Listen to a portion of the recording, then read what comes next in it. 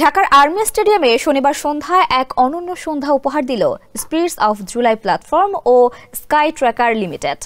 Charity concert Echoes of Revolution নামের এই আয়োজনে উজ্জ্বল আলোয় ভেসে উঠল সঙ্গীত শিল্প এবং স্মৃতির সম্মিলিত রূপ।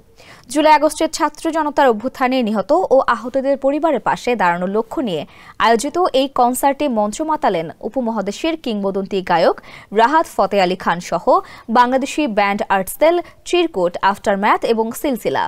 বিস্তারিত জানাচ্ছেন রাজু আহমেদ।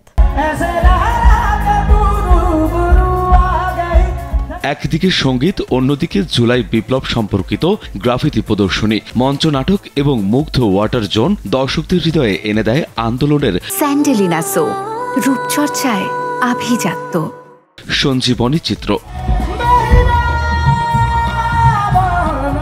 কনসার্টের মূল আকর্ষণ ছিলেন পাকিস্তানের কিংবদন্তি শিল্পী রাহাত ফতে আলী খান। বিনা পারিশ্রমিকে মঞ্চে উঠে তিনি বলেন, আসসালামু আলাইকুম বাংলাদেশ, আমি তোমাকে ভালোবাসি। তার পরিবেশিত গান স্টেডিয়ামে উপস্থিত হাজারো দর্শককে মুগ্ধ করে। বাংলাদেশ, আমি তোমাকে ভালোবাসি।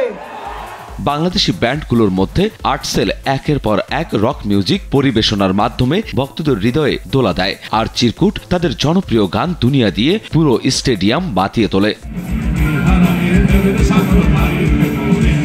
এই কনসার্ট থেকে সংগৃহীত অর্থ জুলাই শহীদ স্মৃতি ফাউন্ডেশনে দান করা হবে। এই ফাউন্ডেশন জুলাই আগস্ট গণঅভ্যুত্থানে শহীদ ও আহত পরিবারের কল্যাণে কাজ করছে। কনসার্টে শহীদ ও আহত পরিবারের শতাধিক সদস্য উপস্থিত ছিলেন, যা এই উদ্যোগকে আরও তাৎপর্যময় করে তোলে।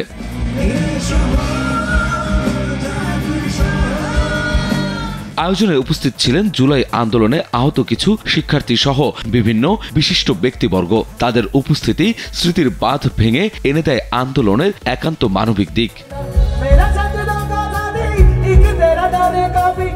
রাহাত ফতে আলী খানের মতো কিংবদন্তি শিল্পীর গানে আন্দোলনের স্মৃতি নতুন মাত্রা পায়।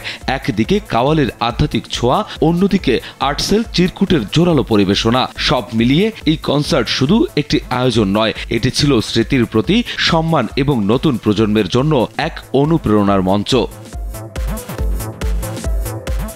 রাজু আহমেদ, কালবেলা।